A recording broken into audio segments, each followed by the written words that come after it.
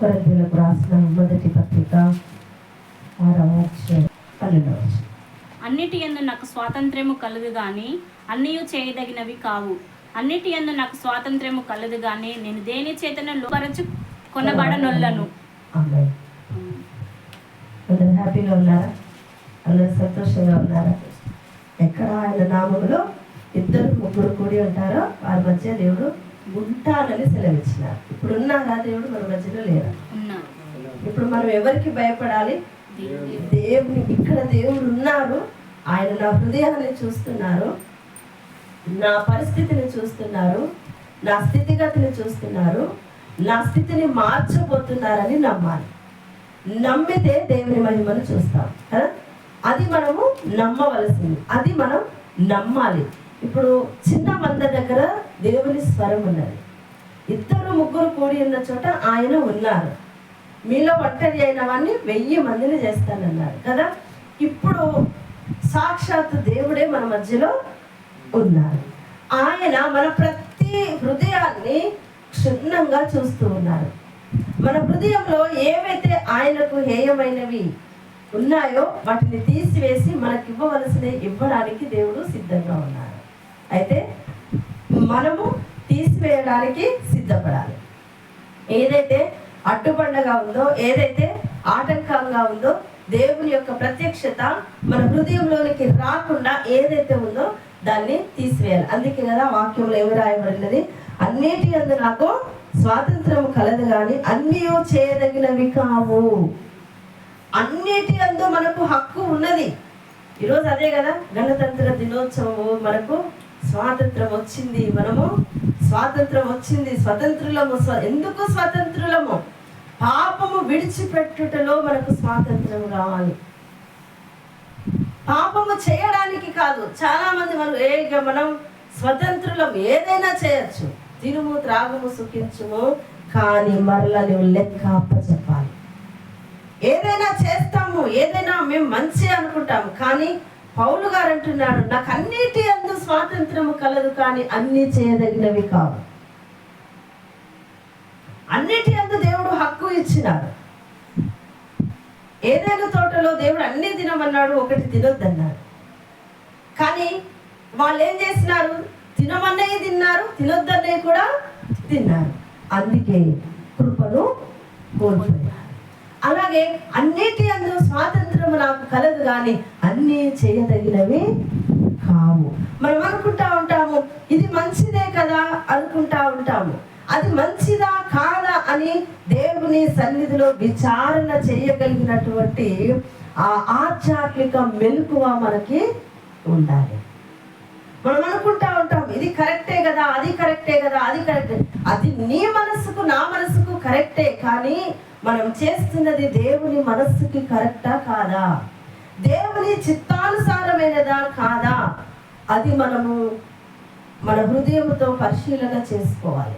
దేవుని ఎదుట మనము పరిశీలన చేసుకోవాలి. మన హృదయము ఏ విధంగా ఉన్నది, దేవునికి అంగీకారంగా ఉన్నది. స్వాతంత్రము ఉన్నది కదా, హక్కు ఉన్నది కదా, పొందుకోగలము కదా అని ఏది పడితే అది పొందుకుంటామా?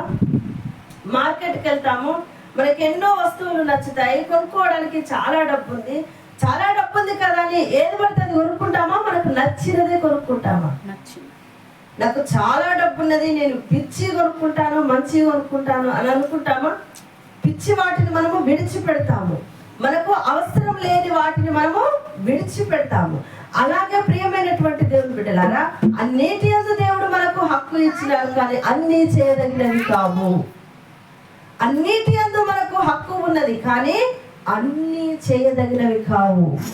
మనకు మనమే కొన్ని విషయాలలో రాజీ పడుతూ ఉంటాము. ఎలాగంటే ఇది కరెక్టే కదా ప్రభా, కరెక్టా కాదా ప్రభా అని మనం అడగము, కానీ ఇది కరెక్టే కదా ప్రభా, అడగక ముందే జవాబు ఆయనకు మనం ఇస్తాము. అవునా కదా? అడగక ముందే దాంట్లో తప్పేముంది అనుకుంటాము, కానీ వాక్యం ఏమంటా ఉందంటే అన్నీ చేయదగినవి కావు. అన్నీ మన ఎదుట ఉంచినారు దేవుడు, కానీ అన్నీ చేయదగినవి కావు. అవి మనము మన హృదయంలో వాటిని దేవుని దగ్గర విచారణ చేయాలి. అవి చేయదగినవి కావా అని మనము దేవుని దగ్గర విచారణ చేస్తే దేవుడు వాటిని చేయవచ్చా చేయకూడదా అనేది దేవుడు మనకు వివరంగా తెలియజేస్తారు. అన్నిటి యందు నాకు స్వాతంత్రము కలదు కానీ నేను దేని చేతను లోపరుచుకొనబడనొల్లను. స్వాతంత్రము ఉన్నది కదా అని పాపానికి బానిసలైపోదామా? అన్నిటి యందు నాకు స్వాతంత్రం ఉన్నది కదా అని పాపానికి బానిసలేదామా? దొంగతనము చేయదామా? అబద్ధాలు మాట్లాడదామా? కపటోపాయము చేయదామా? ఇంకా అనేకమైనవి దేవునికి విరోధమైనవి ఉన్నాయి కదా, అవన్నీ మనం అన్నిటి యందు నాకు స్వాతంత్రం ఉన్నది కానీ అన్నీ చేద్దామా? నేను అన్నీ చెయ్యను అంటున్నాడు పౌలు గారు. ప్రియమైనటువంటి దేవుని బిడ్డలారా, నేను చెయ్యనలను, నేను వాటిని చెయ్యను. ఎందుకు అంటే ఆయన ఎదుట అన్నీ ఉన్నాయి, కానీ ఆయన ఏదైతే నాణ్యమైనదో, ఏదైతే మేలైనదో, ఏదైతే పరిశుద్ధమైనదో, ఏదైతే పవిత్రమైనదో, ఏదైతే ఘనమైనదో, ఏదైతే దేవునికి ఇష్టమైనదో అది మాత్రమే చేస్తారు. అలాగే మన ఆధ్యాత్మిక జీవితంలో కూడా మనకు స్వాతంత్రము ఉన్నది కదా అని ఎక్కడ పడితే అక్కడ ఏది పడితే అది చేయడానికి వీలు లేదు. ప్రియమైనటువంటి దేవుని బిడ్డలారా, ఒకవేళ ఆ విధంగా చేస్తే మనము కూడా అపహాసకులు కూర్చున్న చోటున కూర్చున్నాం, పాపులు ఉన్న చోట మనము ఉన్నాం, దుష్టులు ఉన్న చోట మనము కూడా ఉన్నాం. అంటే ఇక్కడ స్వాతంత్రం ఉంది కదా అని ప్రత్యేకతను కోల్పోవద్దు. అన్నిటి యందు నాకు స్వేచ్ఛ ఉన్నది కదా అని మన ప్రత్యేకతను మనము కోల్పోవద్దు. ప్రియమైనటువంటి దేవుని సంగమా, దేవుడి రోజు మనతో మాట్లాడుతూ ఉండగా మనము కూడా మనల్ని మనము దిద్దుకోవాలి. మనల్ని మనము దేవునికి అంగీకారముగా, దేవునికి ఇష్టమైనటువంటి పాత్రలుగా మనము ఉండాలి. అదే కొరింథీయులకు రాసిన పత్రిక 10వ అధ్యాయము 23వ వచనము. అన్ని విషయములందు నాకు స్వాతంత్రము కలదు గాని అన్నియు చేయదగినవి కావు. అన్నిటి యందు నాకు స్వాతంత్రము కలదు గాని అన్నియు క్షేమాభివృద్ధి కలుగ చేయవు. ఆమేన్. అన్నిటి యందు నాకు స్వాతంత్రము కలదు గాని అన్నియు చేయదగినవి కావు. అవునా? అన్నిటి యందు స్వాతంత్రం ఉన్నది కానీ చేయదగినవి కావు. మీరు నన్ను బాగా ప్రేమిస్తున్నారు కదా అని మీ ఇష్ట వస్తువులను నా ఇంటికి తెచ్చుకుంటే మీరు ఇష్టపడతారా? మీరు కష్టపడి తెచ్చుకున్న దాన్ని నేను నా దగ్గరికి తెచ్చుకుంటే మీరు ఇష్టపడతారా? అందుకే ఏమంటున్నానంటే స్వాతంత్రం కలదు కానీ అన్ని చేయదగినవి కాదు. మనకు అన్నిటి మీద దేవుడు హక్కు ఇచ్చినాడు కానీ అన్ని చేయదగినవి కాదు. ప్రియమైనటువంటి దేవుని బిడ్డలారా, అన్నిటి యందు నాకు స్వాతంత్రము కలదు కానీ అన్నియు క్షేమాభివృద్ధి కలుగ చేయవు. అన్నిటి యందు స్వాతంత్రం ఉంటది కానీ అవి మనకు అన్ని చేయడం వలన, మన ప్రత్యేకత మనం చూసుకోకపోవడం వలన, మన పరిశుద్ధత మనము కాపాడుకోకపోవడం వలన మనమే మన ఆధ్యాత్మిక జీవితంలో దేవుని యొక్క ఆశీర్వాదాన్ని, దేవుని యొక్క దీవెనను మనము కోల్పోతాము. ప్రియమైనటువంటి దేవుని బిడ్డలారా, అందుకే అవన్నీ కూడా మనకి క్షేమాభివృద్ధినిచ్చేటివి కావు. మనకు స్వాతంత్రం ఉన్నది కదా అని మనం ఏది పడితే అది చేస్తే మన క్షేమాన్ని మనము కోల్పోతాము, మన అభివృద్ధిని మనము కోల్పోతాము. ప్రియమైనటువంటి దేవుని బిడ్డలారా, అందుకే వాక్యము రెండంచులు కలిగినటువంటి ఖడ్గమది. అది చెప్పే వాళ్ళను, వినే వాళ్ళని, హృదయాలను దూసుకొని పోతా ఉంటది. కాబట్టి ప్రియమైనటువంటి దేవుని బిడ్డలారా, స్వాతంత్రం ఉంది కదా అని, హక్కు ఉంది కదా అని హద్దులు దాటుతాము, అది క్షేమాభివృద్ధి కాదు. అది క్షేమాభివృద్ధి కాదు. ప్రియమైనటువంటి దేవుని బిడ్డలారా, అలాగే మనము కూడా మన ఆధ్యాత్మిక జీవితంలో దేవుడు మనకు స్వాతంత్రం ఇచ్చినారు, ఆయన క్షేమాభివృద్ధి ఇచ్చినారు, కానీ దాంట్లో మనం ఎంచుకునే విధానంలో ఉన్నది. మనం ఏదైతే క్షేమాభివృద్ధి కొరకు ఎంచుకుంటున్నామో, ఏదైతే అవన్నీ స్వతంత్రాలే, అన్ని తీసుకోవచ్చు, అవన్నీ కూడా అన్నిటి మీద దేవుడు మనకు హక్కు ఇచ్చినాడు. అంటే అది హక్కు ఇచ్చినారు కానీ పరిశుద్ధమైనది, పవిత్రమైనది మనం ఎంచుకోవాలి. ప్రియమైనటువంటిది, అన్ని ఇచ్చినను అన్ని చేయకూడనివి కావు, అన్ని ఇచ్చినను అన్ని కూడా చేయకూడనివి కావు. కనుక ప్రియమైనటువంటి దేవుని బిడ్డలారా, మన ఆధ్యాత్మిక జీవితంలో కూడా వాక్యానికి విరుద్ధంగా ఏదైతే ఉంటుందో దాన్ని మనము వేళ్ళతో తీసి పడవేయాలి. వాక్యానికి విరుద్ధంగా ఏదైతే మన జీవితంలో పని చేస్తుందో దాన్ని మనము వేళ్ళతో సహా బయటికి మనము తీసి పడవేయాలి. ఎందుకంటే ప్రియమైనటువంటి దేవుని బిడ్డలారా, బిడ్డలారా, మీరందరూ కూడా మంచి యవ్వన కాలంలో ఉన్నారు. దేవుడు మిమ్మల్ని బలమైన సాధనాలుగా వాడుకోవాలని ఇష్టపడుతూ ఉన్నారు. స్వాతంత్రము ఉంది కదా అని మనము స్వాతంత్రము ఉన్నది, హక్కు ఉన్నది, స్వేచ్ఛ ఉన్నదని ఎటు పడితే అటు పరిగెత్తితే మళ్ళీ మనకి తీర్పు ఉన్నది. ఏది పడితే అది మాట్లాడితే మళ్ళీ మనకు తీర్పు ఉన్నది. అందుకే ప్రియమైనటువంటి దేవుని బిడ్డలారా, వాక్యానుసారంగా మనం ఎప్పుడైతే జీవిస్తామో అప్పుడే దేవుడు మనల్ని పరిశుద్ధులుగా దీవిస్తారు, పరిశుద్ధులుగా ఆశీర్వదిస్తారు. కాబట్టి మనము స్వాతంత్రము పొందుకున్నాము కదా అని మనం ఏది పడితే అది చేస్తే మన జీవితంలో క్షేమాభివృద్ధి ఉండదు. ఎందుకు నా జీవితంలో క్షేమాభివృద్ధి లేదు అనే ప్రశ్న మనకు రావచ్చు. ఎందుకు క్షేమాభివృద్ధి జరగట్లేదంటే మన జీవితంలో మనం ఏం చేస్తున్నామో, ఏది పడితే అది చేస్తున్నాము, ఎక్కడికి పడితే అక్కడికి పరిగెత్తుతున్నాము, ఎక్కడికి పడితే అక్కడ మన యొక్క సమయాన్ని వ్యర్థం చేస్తూ ఉన్నాము, ఎక్కడ పడితే అక్కడ దేవునికి ఇవ్వవలసిన సమయాన్ని దేవునికి ఇవ్వకుండా ఈ లోకపరమైన ఐహిక విచారాలకు మనం ఇచ్చి మన క్షేమాభివృద్ధిని మనము కోల్పోతూ ఉన్నాము. మనకు రావలసిన ఆశీర్వాదాన్ని మనము కోల్పోతూ ఉన్నాం, మనకు రావలసిన దీవెన మనము కోల్పోతూ ఉన్నాం.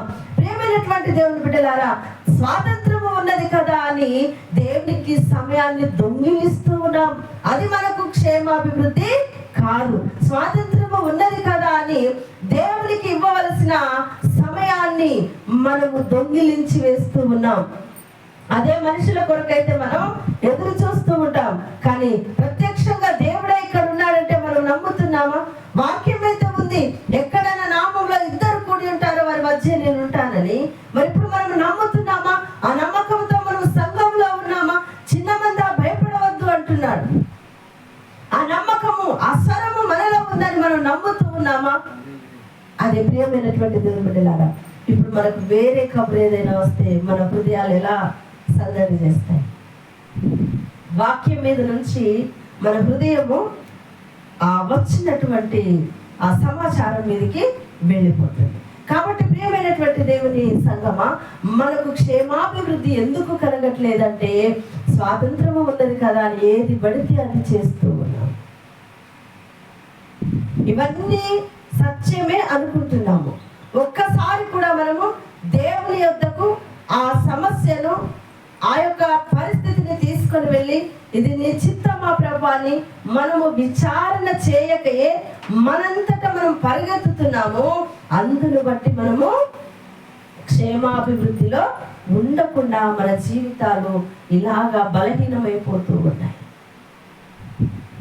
మనము పరిగెత్తడం కాదు, ప్రభువా నీవు నాకు ఎఫ్రాయిమును చెయ్యి పట్టుకొని నడిపించినావు కదా, నన్ను కూడా నీవు చెయ్యి పట్టుకొని నడిపించు, నాతో కూడా మీరు మాట్లాడండి, నన్ను కూడా మీరు బలపరచండి. ప్రతి పరిస్థితిని నీ దగ్గరికి తీసుకొని వచ్చి నీ సన్నిధిలో పెట్టి ప్రార్థన చేసి నీ నుండి వచ్చే సమాధానం కొరకు ఎదురు చూసి ఆ సమాధానము, ఆ జవాబు ప్రకారంగా నా అడుగులు నేను వేస్తాను ప్రభు అని ఎప్పుడైతే ఒక గొప్ప తీర్మానంలోనికి మనం వస్తామో ప్రియమైన దేవుని బిడ్డ, అదంతా కూడా మనకు క్షేమాభివృద్ధి కలుగజేస్తుంది. అది కాకుండా మనంతట మనం స్వయంగా పరిగెత్తితే అది క్షేమాభివృద్ధి కాదు అని దేవుడు మనకు తేటగా తెలియజేస్తూ ఉన్నారు.